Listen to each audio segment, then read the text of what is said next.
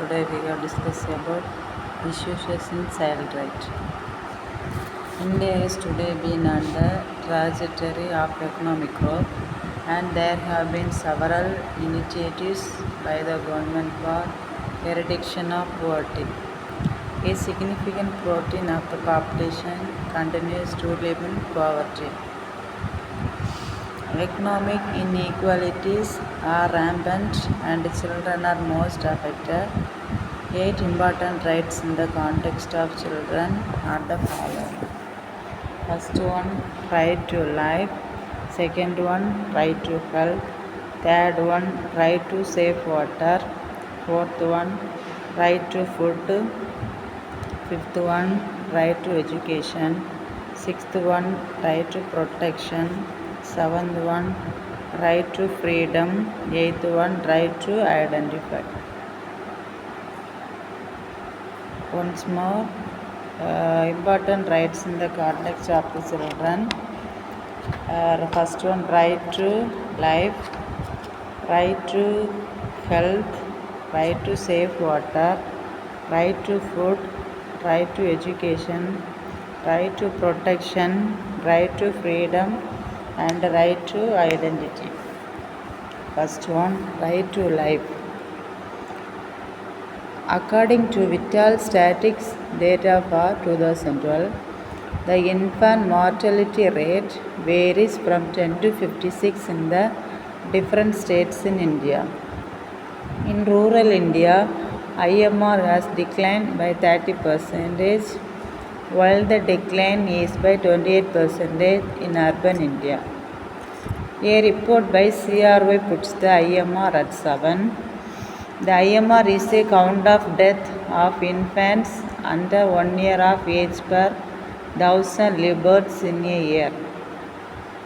It is considered a key indicator of health services, nutritional levels, poverty, and educational level of the people. Reduction in IMR is one of the Millennium Development Goals set by the United Nations with a deadline of 2015. The decline in IMR is one positive development in the context of the right to life. According to the Global Hunger Index report, which was released on 14 October 2013, the mortality rate of children younger than age 5 in India is about 60%. Poverty coupled with a cultural preference for male children has been mainly responsible for the death of thousands of children in India every year.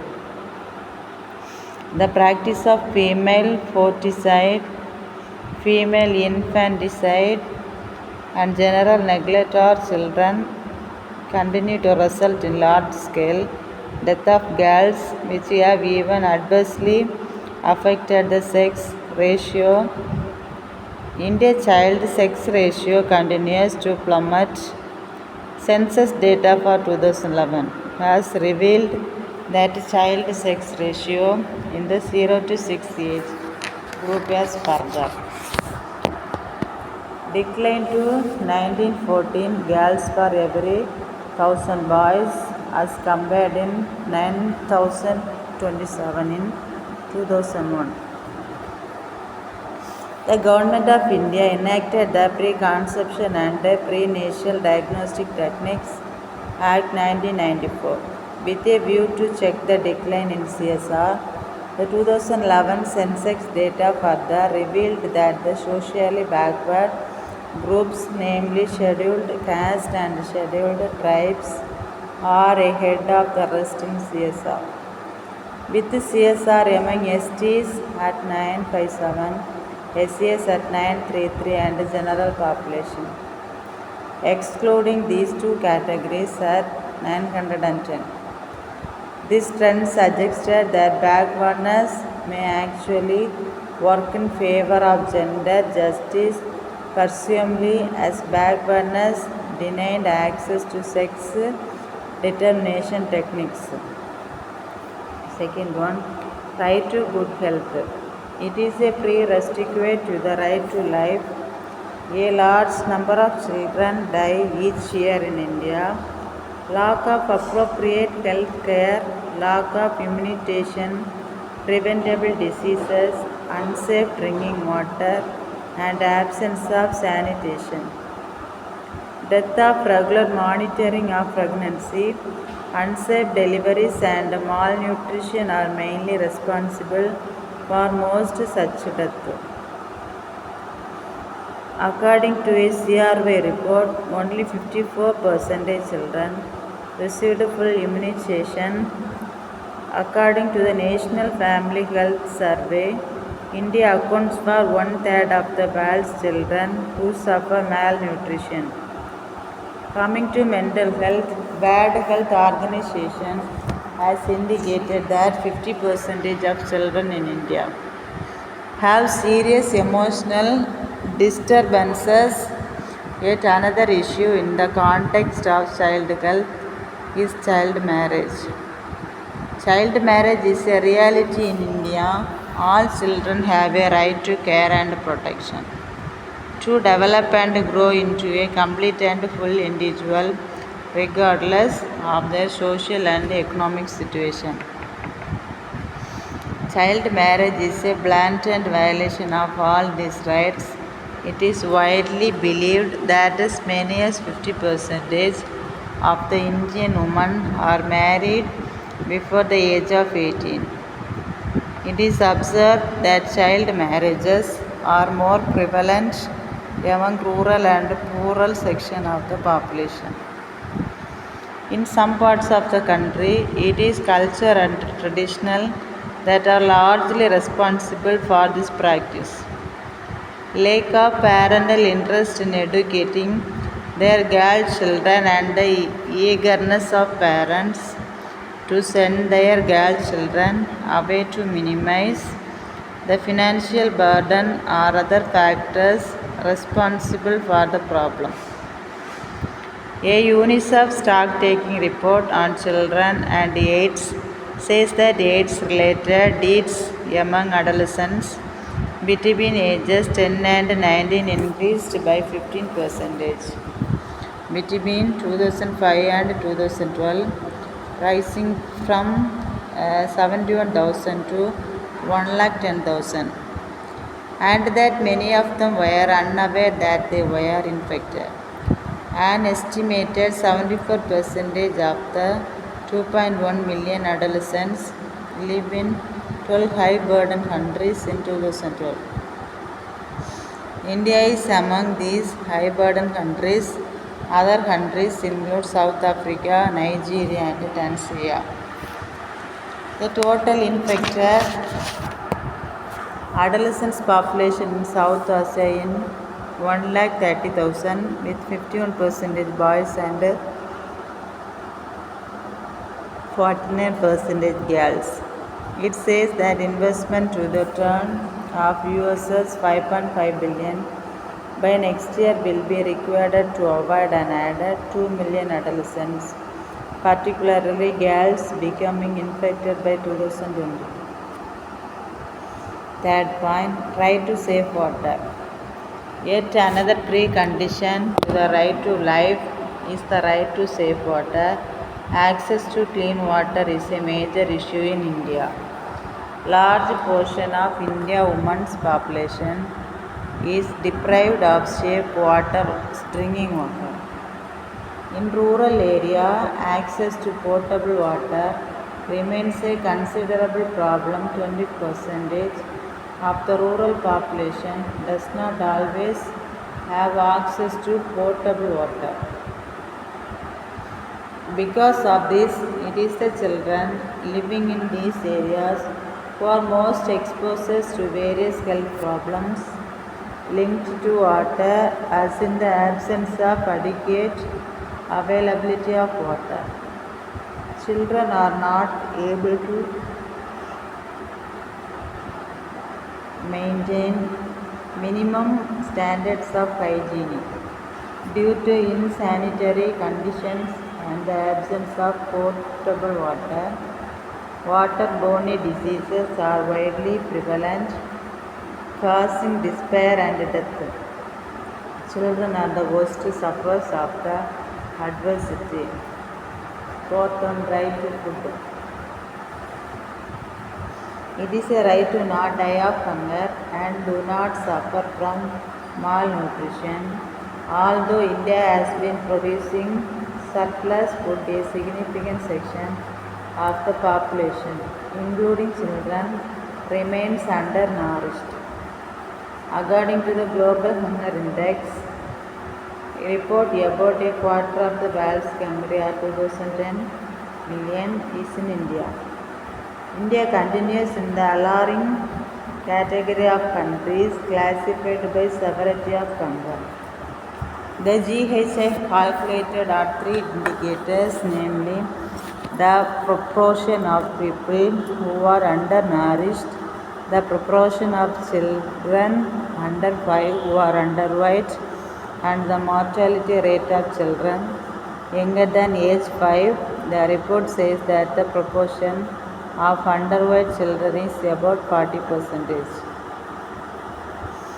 According to the National Sample Survey Organization, the nutritive value of food consumed per person is declining.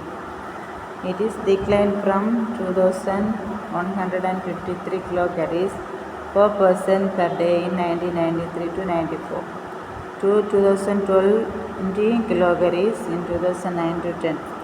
In rural areas and from 2071 to 1946 kilocalories in urban area.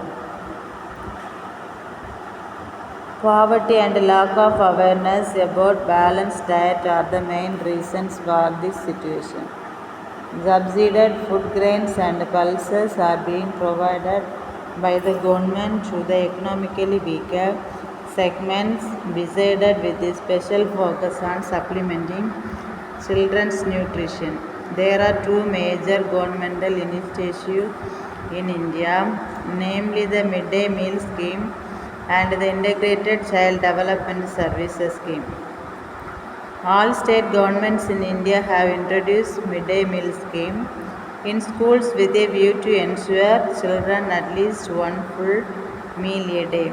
Under the ICDS scheme, children in the 0 to 6 age group are provided with a supplementary nutritional diet. The Union Human Resources Development Ministry in a joint review mission and the MMS's Bulhana district in Maharashtra found that 54.40% boys and 66.70% girls were underweight in spite of them being beneficiaries of MMS. According to another report, every second Indian child is malnourished. The report quoting 79% of Indian children are anemic. Fifth one, right to education. According to the 2011 census data, as many as 26% of the Indian population are illiterates. This accounts for the largest number of illiterate people in the world. Absence of parental literacy results in neglect of children's education. Gender-based and caste-based discrimination also are factors causing marginalization of children in the educational system. Girls are consistently denied equal opportunities to attend and complete primary schooling. As a result, primary education is far from universal. That many children are not enrolled in schools and that many drop out before completion of their education are matters of great concern. The right of children to free and compulsory education RT Act, which came into force with effect from 1st April 2010, is an important milestone towards ensuring the educational right to education. The newly introduced Act expected to improve the situation. However, a report by CRO says that the national dropout rate at the elementary level is 40% despite enactment of the RT Act. Now we will discuss various schemes which were started by the government to make elementary education accessible to all children. First one, Sarva Shiksha Abhiyan. Sarva Shiksha Abhiyan is a flagship scheme of the government of India whose main aim is the universalization of elementary education in a time-bound manner as provided in the 86th Amendment to the Constitution of India, making education compulsory for children between the age group of 6 to 14 years. This scheme is a partnership between the central government and the respective state governments. The main aim of this scheme is to open more and more schools in the rural area, which lack proper facilities, and also to strengthen the existing school, making them more modern. They give training to the teachers of those schools and also add new teachers to the schools who lack them. Teacher learning manual is also being provided, which allow the teachers to extend their capacity. This scheme is giving more and more importance to girls' education and is including training which provides them with necessary life skills. Special attention to special children is also given. Sixth point, Betty Bachcho Betty Pado scheme. Girls in India are victims of both pre-birth discrimination and post-birth discrimination. There should be coordinated effort to ensure that girls get proper educational facilities. Although the Sarva Shiksha Abhiyan tries to improve the situation, to some extent it is not at all enough. That's why the government implemented the famous Betty Bachcho Betty Pado scheme. This is being implemented through a national level campaign in every state and UT in India. As a joint initiative between the Ministry of Women and Child Development, Ministry of Human Resources and Development, and Ministry of Health and Family Welfare. The main aim of the scheme is to eliminate gender discrimination, ensure survival and protection of vulnerable girl children, and ensure that girls properly participate in education and to improve the ever declining child sex ratio. The scheme has been successful so far and has been able to improve the child sex ratio to some extent as awareness. Consciousness has increased among the masses about this issue. The latest data released by the Health Management Information System in 161 districts indicate that sex ratio during birth has increased significantly. Sixth one, Operation Blackboard. The national policy of education, which was started by the Rajiv Gandhi government, aimed for improvement in elementary education. The major project to improve school education was Operation Blackboard. The minimum criteria for a primary school were laid down as 2 rooms, 2 teachers, and some essential teaching learning aids or TLA. This TLA include a science kit, maps, blackboard, etc. All existing schools were upgraded to the level in LIU of this project. This project sought to achieve the target of improvement in both teaching and learning process. Sixth one, right to protection. According to a study conducted by the Ministry of Women and Child Development, Government of India in 2007, more than 69% of children aged 5 to 18 years old are victims of abuse. A large number of children are also victims of abuse at home and schools. There are an estimated 5 lakhs street children nationwide exposed to violence and exploitation. Okay. You understand? Yes. Hundreds and thousands of girls are trafficked or used for prostitution in brothels in cities. Child protection is about protecting children from or against any perceived or real danger or risk to their life, their personhood and childhood. It is about reducing their vulnerability to any kind of harm and protecting them in harmful situations. It is about ensuring that no child falls out the social security and safety net and those who do receive necessary care, protection and support so as to bring them back into the safety net. With a view to mitigate limitation listed above, the Ministry of Women and Child Development, Government of India introduced the Integrated Child Protection Scheme in 2009 to contribute to the creation of a system that will efficiently and effectively protect children, minimizing the gaps in services. It is based on cardinal principles of protection of child rights and best interest of the child. Its purpose is to reach out to all children, in particular to those in difficult circumstances, by combining the existing child protection schemes of MWCD under one centrally sponsored scheme.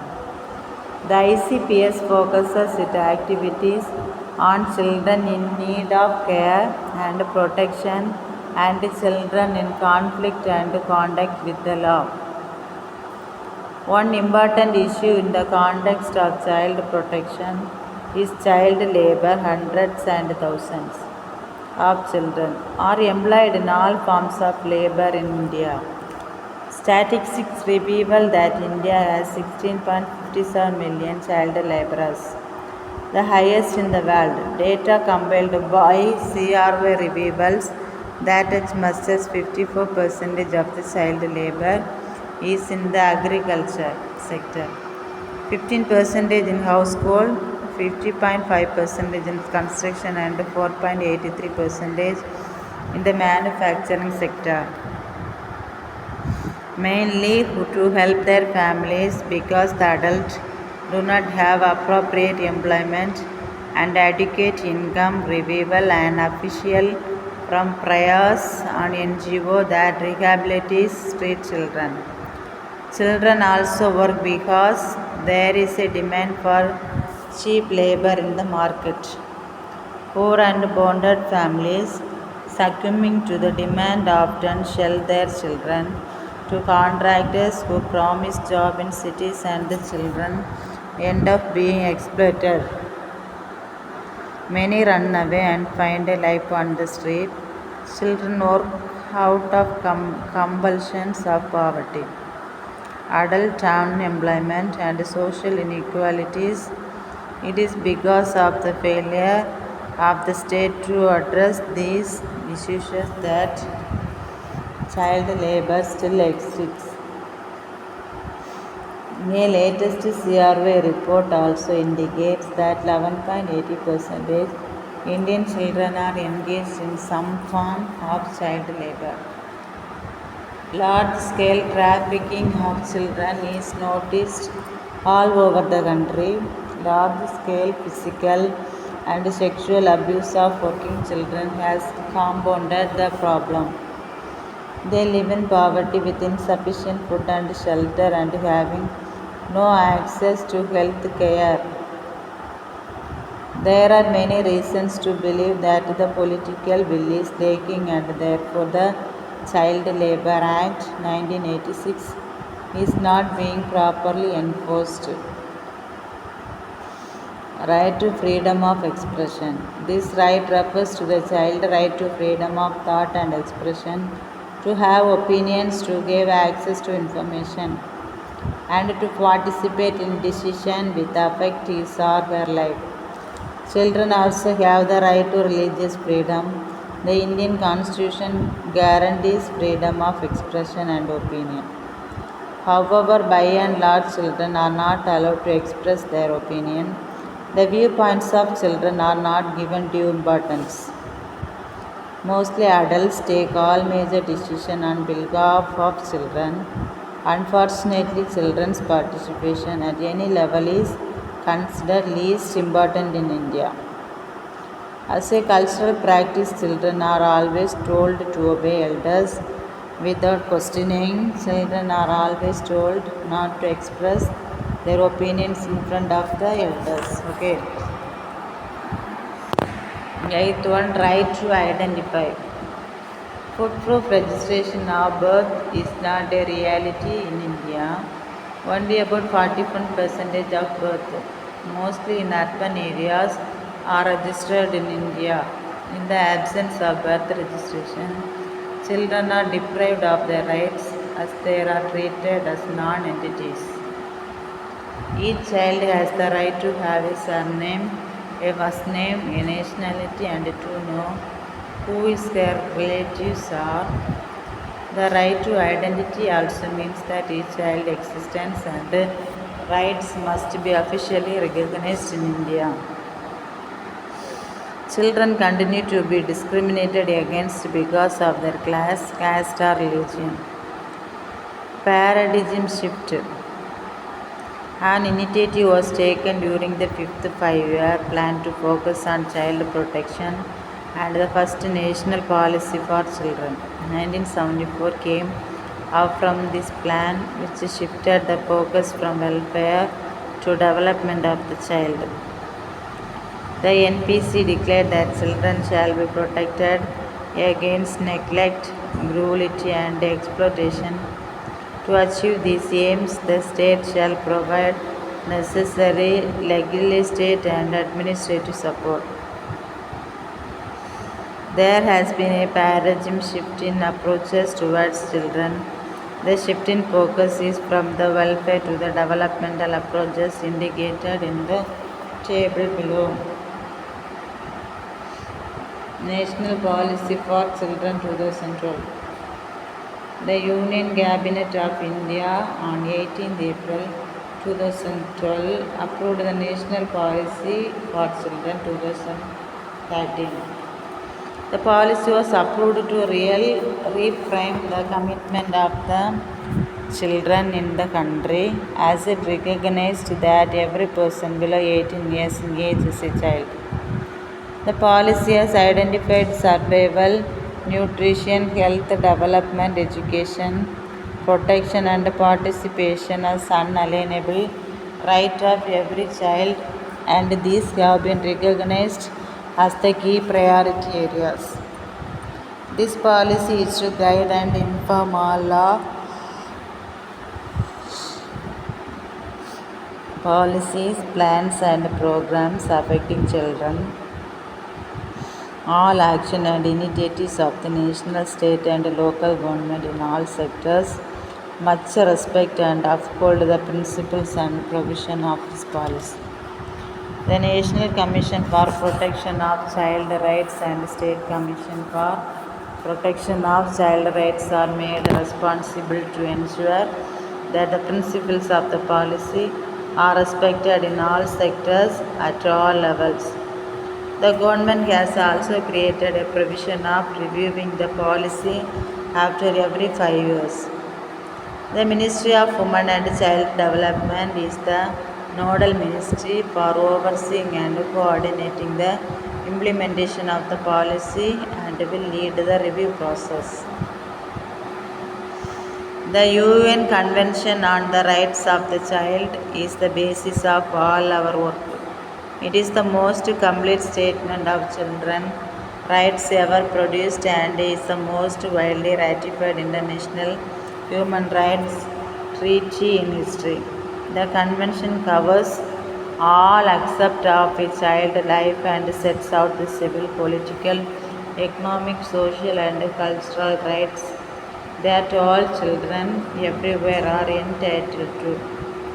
It also explains how adults and governments must work together to make sure all children can enjoy all their rights.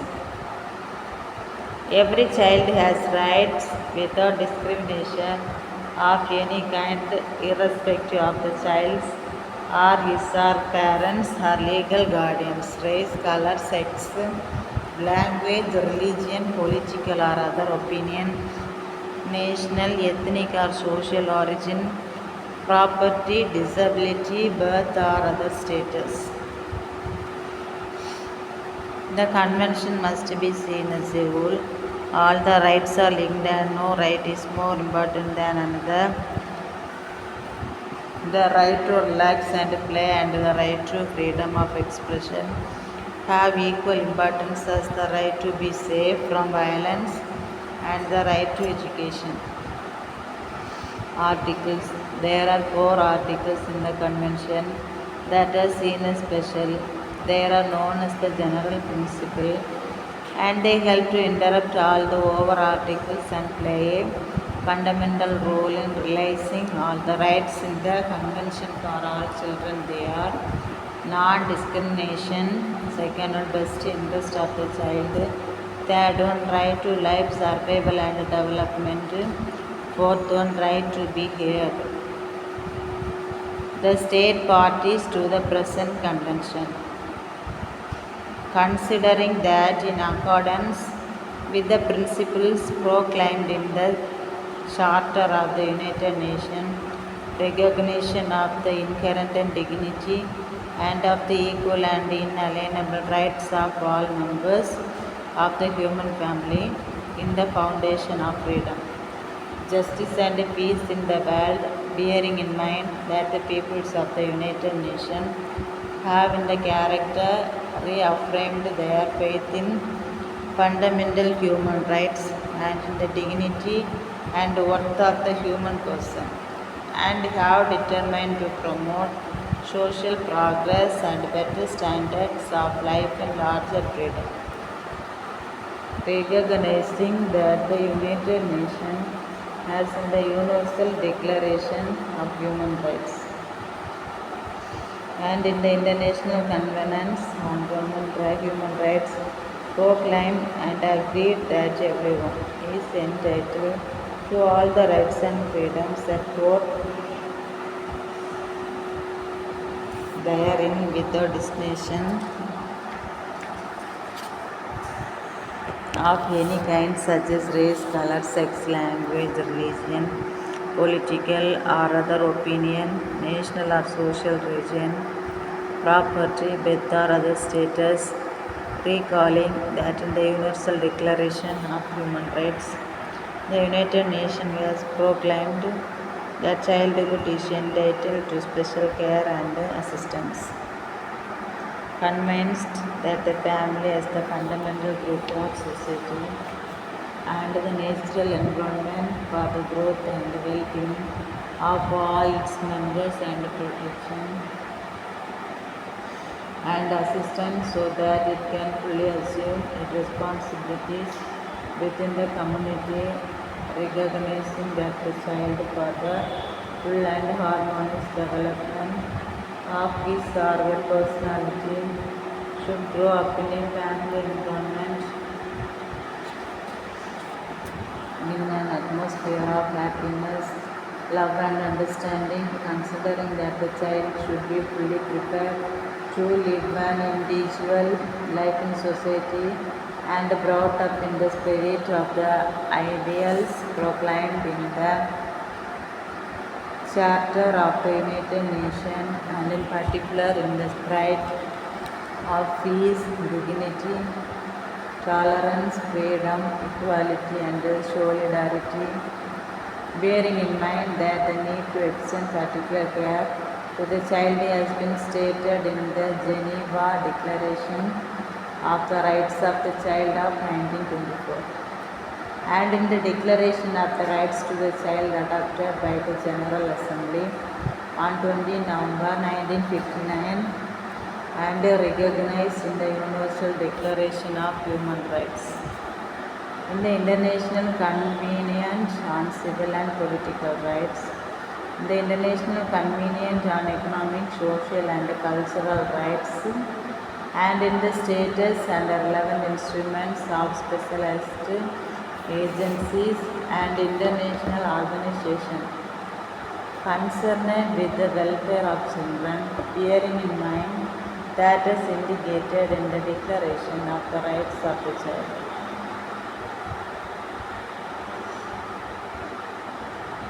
The child, by reason of the physical and mental immortality, needs special safeguards and care, including appropriate legal protection before as well as after birth, recalling the provision of the Declaration on social and legal principles relating to the protection and welfare of children, with special reference to foster placement and adoption nationally and internationally.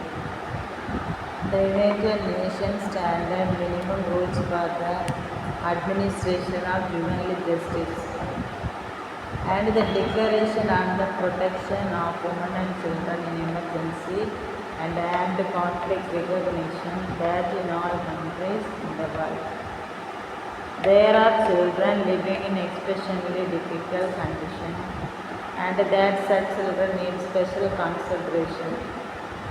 Taking due account of the importance of the tradition and the cultural values of these people for the protection and the harmonious development of the child. Recognizing the importance of international cooperation for improving the living condition of children. In every country, in particular in the developing countries, have agreed as follows. UNCRC protocols. The convention also contains a number of agreements to add further unique rights for children that are optional for countries. They are called optional protocols or include. The optional protocol on the involvement of children in armed conflict. This requires governments to increase the minimum age that children can join the armed forces from 15 years. It ensures that members of the armed forces younger than 18 do not take a direct part in armed conflict. The optional protocol to the Convention on the Sale of Children, Child Prostitution and Child Pornography. This provides detailed requirements for governments to end the sexual exploitation and abuse of children. It also protects children from being sold for non-sexual purposes such as other forms of forced labor, illegal adoption and organ donation. The optional protocol as a communication producer. This allows children to submit a complaint to the United Nations when their rights have been violated and their own country legal system was not able to offer a solution. The Millennium Development Goals and the Sustainable Development Goals. Millennium Development Goals and Target. In September 2000, world leaders came together at the United Nations headquarters in New York to adopt the United Nations Millennium Declaration. The declaration committed nations to a new global partnership to reduce extreme poverty and set out a series of 8 time-bound targets. With a deadline of 2015 that came to be known as the Millennium Development Goal. The aim of Millennium Development Goal were to encourage development by improving social and economic conditions in the world's poorest countries, eradicate extreme poverty and hunger, reduce by half the proportion of people living on less than $1 a day, reduce by half the proportion of people who suffer from hunger, achieve universal primary education. First one, ensure that all boys and girls complete a full course of primary schooling. promote gender equality and empower women, eliminate gender disparity in primary and secondary education, preferably by 2005 and at all level of 2015. Seventh one, reduce child mortality. Reduce by 2/3 the mortality rate among children under 5. Eighth one, improve maternal health. Reduce by 3/4 the maternal mortality rate. Ninth, combat HIV, AIDS, malaria, other diseases. Halt and begin to reverse the spread of HIV, AIDS.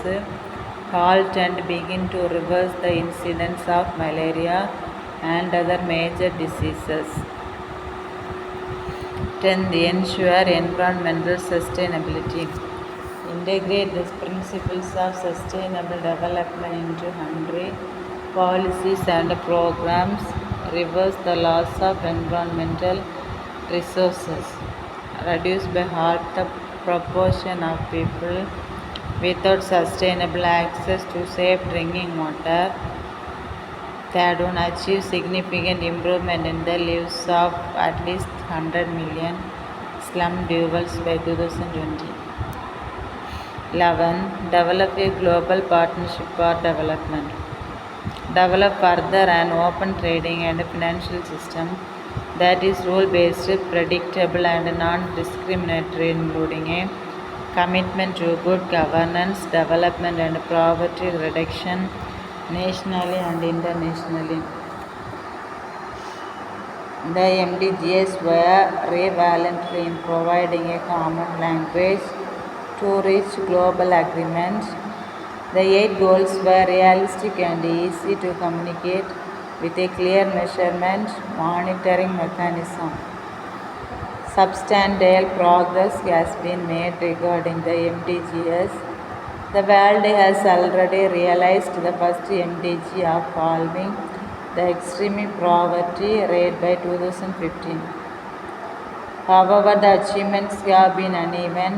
The MDGs are set to expire in 2015 and the discussion of a post-2015 agenda continues.